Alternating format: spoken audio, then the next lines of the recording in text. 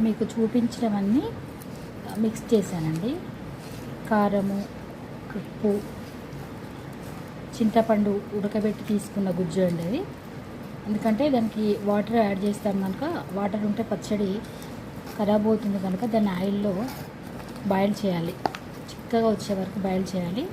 ఆ తర్వాత మనము పచ్చడిలో కలపాలి. ఎందుకంటే పుల్లగా ఉండడానికి నార్మల్గా మనము నిమ్మకాయలు కూడా పిండుకోవచ్చు, కానీ ఇలా పెడితే ఇంకా కొంచెం బాగుంటుంది అనేసి ఇలా చేస్తున్నానండి. ఫస్ట్ టైం చింతపండుతో చేస్తున్నాను.